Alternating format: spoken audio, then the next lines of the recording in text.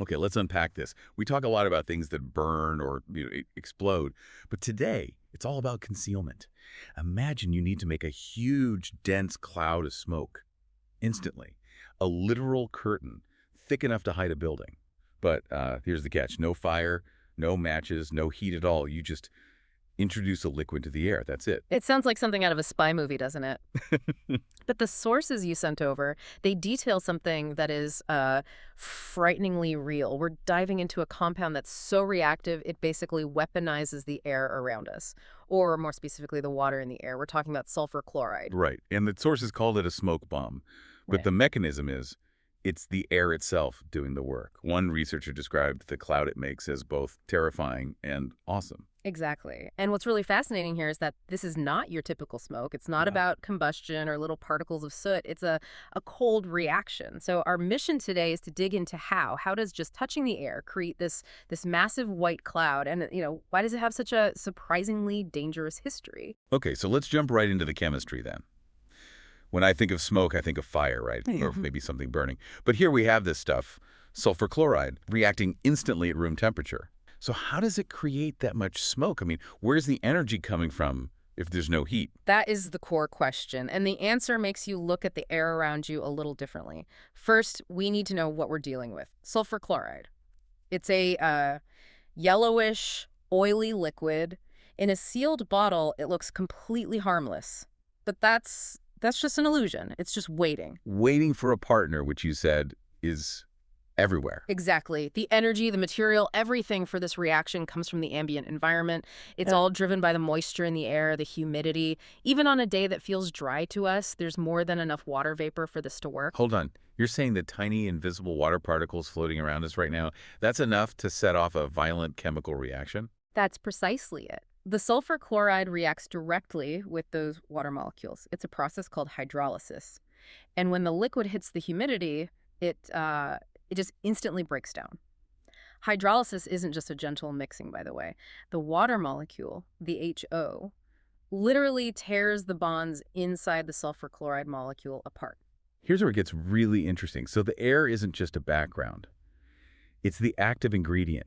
It's supplying the atoms needed to just, shatter this other compound. Yeah. Kind of flips the whole script on what a chemical trigger is. It absolutely does, and that's why it's so instantaneous. It looks like smoke from nothing, but that nothing is actually the humidity that's, everywhere. It just keeps going until all the liquid is gone or it runs out of water vapor to react with. Which means it would work almost anywhere on Earth. That makes it incredibly effective, but also really, really unstable if you don't keep it sealed up tight. Precisely. Now let's talk about what actually comes out of that reaction, because that is the source of the cloud, and it's the truly alarming part. Yeah, what is this dense white cloud actually made of? It's not carbon smoke, so it has to be some weird cocktail gases. It is a cocktail, and it's a highly acidic one. When the sulfur chloride and water react, they release two main byproducts: hydrochloric acid, HCl, and sulfur dioxide, SO. Whoa, hydrochloric acid. Okay, that is a game changer. We're not talking about harmless water fog here. We're talking about creating a strong, corrosive acid spontaneously in the open air. That's incredible chemistry.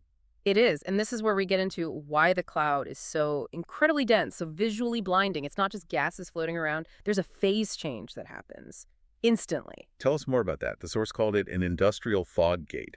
How do you get to zero visibility like that? Okay, this is the key bit of science here. As that hydrochloric acid gas, the HCl, is formed, it has Okay. this incredibly strong attraction to water. It's what we call hygroscopic. It instantly sucks up any remaining water vapor in the air around it and forces it to condense. So the HCl doesn't even stay a gas for long. Not at all. It immediately goes from a gas to microscopic liquid droplets, an aerosol. We're talking about tiny, tiny particles of concentrated liquid acid just suspended in the atmosphere. So the cloud you see isn't a gas. It's a massive airborne spray of liquid acid. Exactly.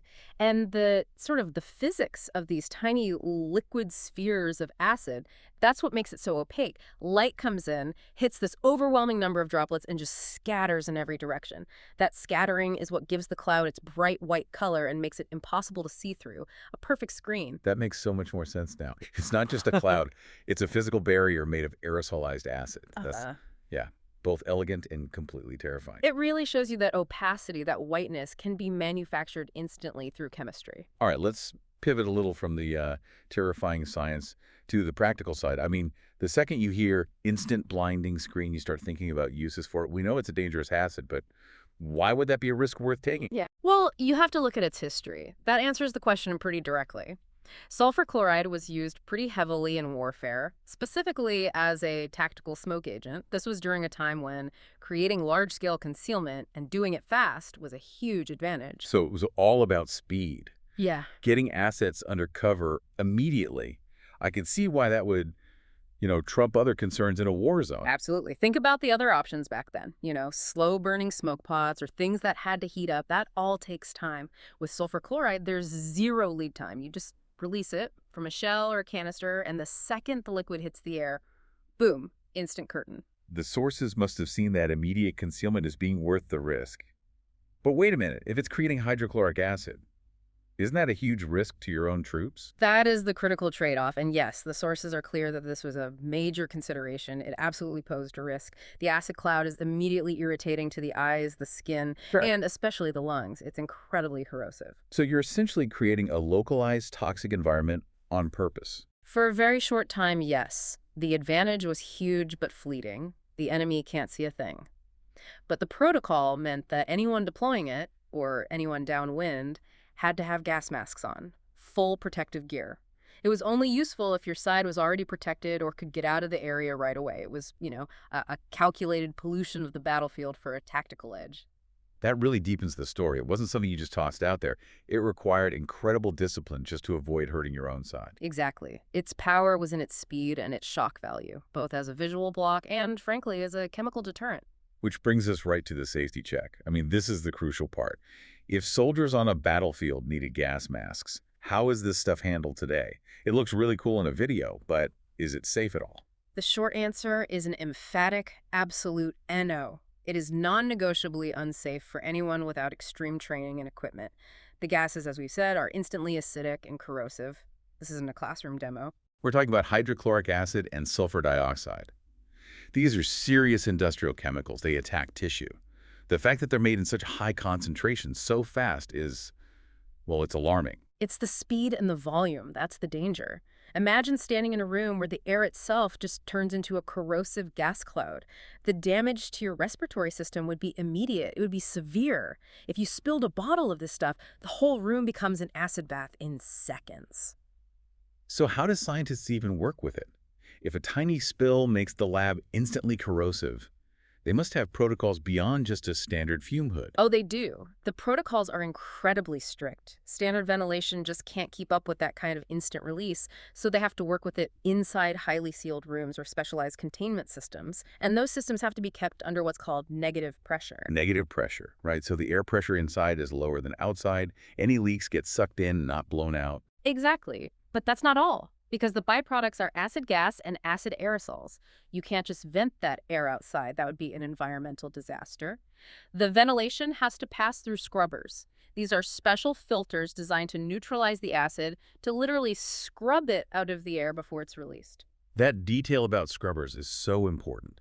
It takes this from being a cool trick to a serious industrial hazard. The air itself becomes toxic waste that needs to be treated. It really drives home that duality the source mentioned. The science is both frightening and amazing.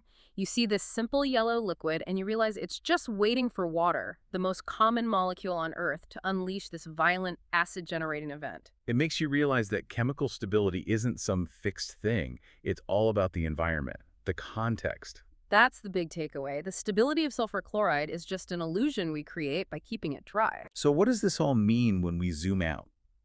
We've seen that water vapor, something we think of as totally neutral, can trigger this intense, immediate chemical change, turning a stable liquid into a corrosive, self-fogging weapon. It really leads to a fascinating question for you to think about. If humidity is the trigger here, what other common, seemingly stable substances are out there, just waiting for a different environmental factor to unlock some hidden, dangerous potential? We looked past heat and found moisture was the key. Maybe the next thing we look at is triggered by, what, ambient light.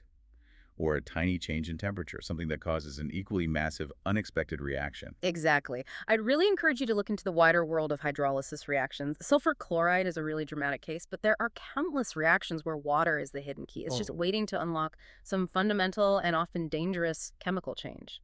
It's a good reminder that every environment, even the room you're in right now, is a dynamic chemical system just waiting for the right ingredients to collide.